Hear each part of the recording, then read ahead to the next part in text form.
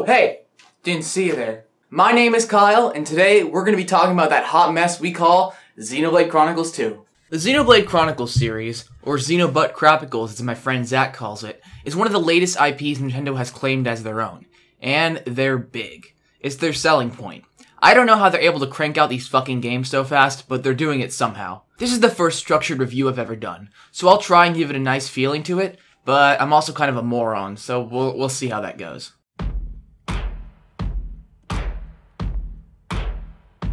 So the Xenoblade Chronicles series is pretty much an extension of the Xenogears and Xenosaga games, but that's not strictly legal. It's a JRPG open-world franchise that sells its unique settings, philosophical stories, and fucking Nopon. The first game was released in Japan, but it didn't come to North America until April 2 years later. This was because Nintendo didn't think the grindy RPG would be popular among our dumbasses. But fans formed Operation Rainfall, asking Nintendo to bring 3 sketchy RPGs that were released in Japan and Europe, but not America. That's why they have the British voice actors, and it's also why it's a tradition now. Nintendo decided to throw them a bone, and they got a lot more sales than they were expecting. Americans fucking loved Xenoblade, enough to get the main character in Smash. The first entry released on the Wii is a good game. I'm pretty sure most people can agree on that. I got into it when it came out on the new Nintendo 3DS, being the first exclusive and possibly only interesting retail release on the system. I was gonna say that it was the only interesting release, but there are a lot of good SNES games that were put only on the new 3DS, and I'm not sure why. Somehow the 3DS can handle Donkey Kong Country Returns, but not the original. So I bought it because Shulk was in Smash Bros. And as you know, you can't play as a Smash character until you've played the games they're from. I was really worried that I wouldn't find the game interesting, to be honest. I remember watching the first cutscene and starting to worry about more shit on the backlog, but, well, that wasn't the fucking case. Not at all. It was a masterpiece! So, look at the graphics, the soundtrack is heavenly, the story, the characters, the gameplay, just so good. It tells a grand, almost biblical story. It brings in elements from all genres and challenges all of them. It's just... And later that year, Xenoblade Chronicles X came out, and it fucking sucked! Well, okay, it didn't suck. But the battle mechanics were overcomplicated as fuck. You could, pick whether your main character prefers Season 2 of SpongeBob or Season 3, and that could either give you a boost in flame defense or fucking speed or some shit. There was a shit ton of busy work, endless poor design choices. It was flawed. All the playable characters were the same, which really sucks when you compare them to the Xenoblade playable characters, which all have their own flavor, their own niche, their own purpose. They all have their own unique moves and weapons, and Xenoblade Chronicles X, all the characters have one of 5 weapon types. The game is actually not that bad. I think the best way to describe how to have fun with it is to invest time. Once you get a skill, it can get really exciting and much more engaging, at least for me. Mostly because you can move much faster and also fly. It's like a divorced couple that stays friends. Maybe that's where the X comes from. Nothing says JRPG like confusing numbering, and Xenoblade is now no exception. Merely 2 years after the release of Xenoblade Chronicles X, Xenoblade Chronicles 2 was announced at the Nintendo Switch presentation, and the general consensus was, okay, I guess. The first thing we noticed was the fucking anime eyes.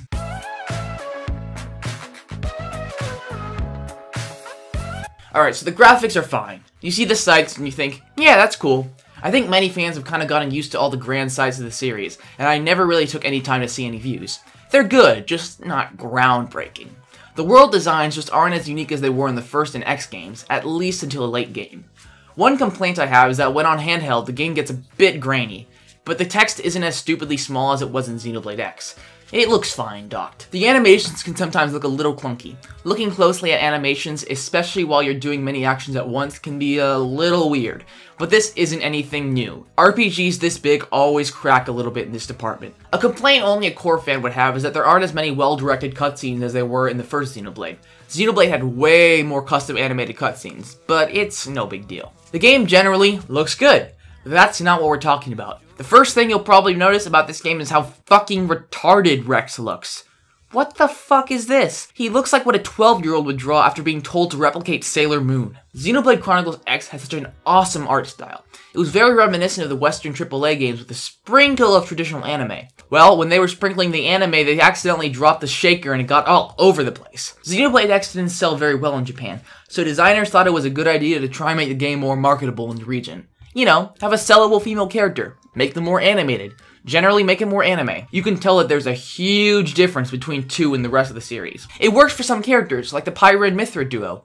It doesn't work on Rex. It works well on so few characters that they kind of abandoned it. Some of these characters look like they're from different games. Malos looks like a fucking Kingdom Hearts character. He's actually designed by Tetsuya Nomura, a lead character designer for the Final Fantasy series. And this goes into another point. Much like Steven Universe of the gaming family, Xenoblade Chronicles 2's art is a collaboration of a bunch of different people, all with different styles told to embrace themselves. All the Blades have their voice actors and character designers on their page. That's it. And it doesn't do the game any favors. These characters go together like toothpaste and orange juice, Cheetos and ice cream, hot sauce and pancakes. Some characters have huge eyes, some have no nose. The art style just doesn't work. And when it comes to story details, some characters don't fit into their own role in the story. I can't go into detail with that though.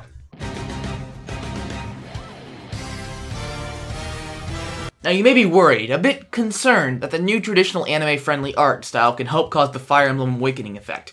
But fortunately, Xenoblade 2 doesn't sacrifice its core gameplay philosophies for the sake of better sales. Xenoblade Chronicles' battle system was supposed to be about visions, but it ended up being about toppling. Xenoblade X was something. I don't fucking know. I have 130 hours of the game and I have no idea how to play it. Xenoblade 2, though, is really good. Once the game fucking starts, it takes hours to unlock all the mechanics and it's super handholdy at the beginning. But later on, this game can get tough. If you play the main story from beginning to end, you'll probably spend most of your time walking and trying to avoid enemies. But if you decide to take it slow, annoyances like battling and playing Tiger Tiger can actually get pretty fun. The playable characters are drivers, and it's a bit cooler than it sounds. Drivers can wield blades, basically personified weapons that are connected to the driver. The game gives each character a little bit less depth at first, but they all have their own set of unique attacks for each weapon, and that's a lot cooler than it sounds. So if you for some reason want to use Nia as a tank instead of a healer, you can do it. She has her own attacks for tank roles, even though she's primarily built for support. Despite criticism of the character designs, the blades of Xenoblade Chronicles 2 are what make the game what it is. The real content of the game is finding good combinations of blades and using their special attacks in combination in order to do big damage. It's like cooking, putting the right elements together to make a nice combination. The game isn't very hard as long as you've decently leveled, but post-game, the super bosses can be absolute dicks to fight at first. But you can get so laughably overpowered in this game as long as you're willing to wait literally hours of pressing A over and over again to reach a blade's maximum potential. But you don't need to grind much to complete the main story. There's a blade for everyone. If you have any common sense, use Mithra. If losing is your jam, you can play fucking Gorg. There's a Shy GF, a Goth GF, a Smart GF, and... oh... You get most blades by basically gambling gacha. You use core crystals to bond a new blade, and it will give you a random blade you don't have yet. But it's usually some common piece of trash. Unique blades appear pretty commonly at first, but some of these are fucking ridiculous. I don't get why this system is in place. Like, I understand if you were able to make money with blades, but you can't. It's just pulling the lever and watching the dumbass animation over and over to get another ugly-ass common. There isn't even any variance among the uniques, which is generally a good thing, but also really confusing for this system. You might find yourself grinding for hours and hours. It can get ridiculous. I finally finished getting all the blades at like 130 hours of the game. For the most part, the game is more convenient to play than its predecessors. The fat you often see in RPGs is cut, and thank God. No armor, no fucking heat resistance, just accessories. Grinding post-game is for fun, not required. Even though the blades have low drop rates, the items enemies drop appear a lot, and the game lets you increase drop rates with certain blades and shit. It's good. The game gives you a wealth of items, so if you ever need something, chances are you have it. It makes grinding and shit way more tolerable. The game is probably the most rewarding Xenoblade to 100% so far. The battle system's really fun and it can get really satisfying just mowing down enemies.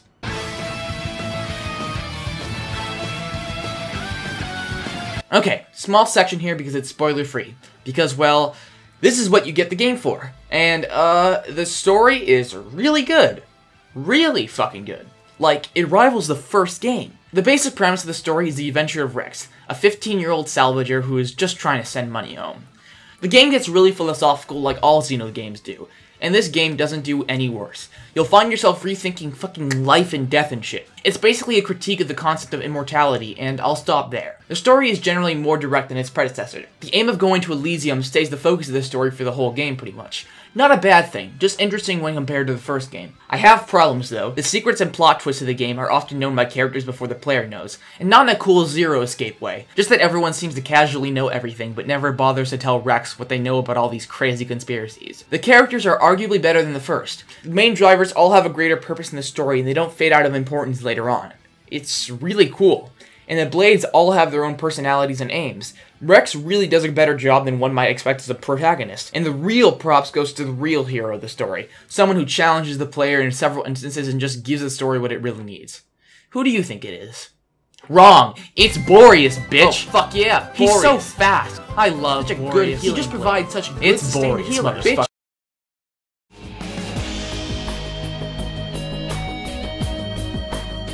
The soundtrack is simply phenomenal. Like, just great. It's as diverse and grand as you would expect it to be.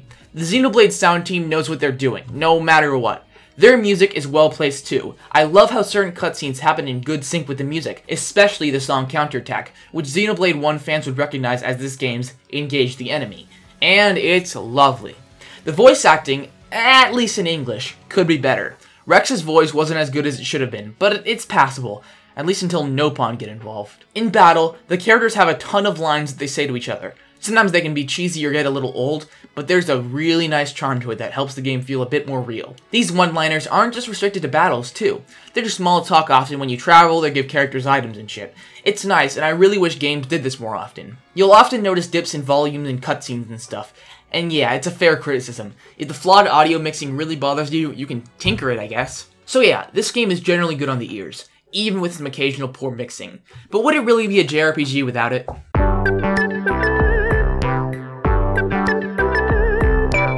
I was not excited for this game.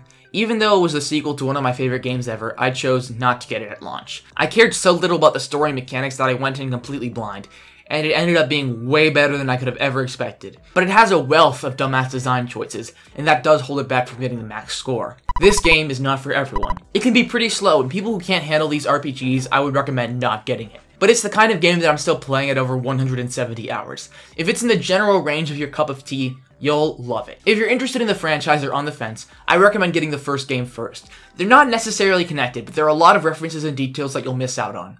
Thanks for watching.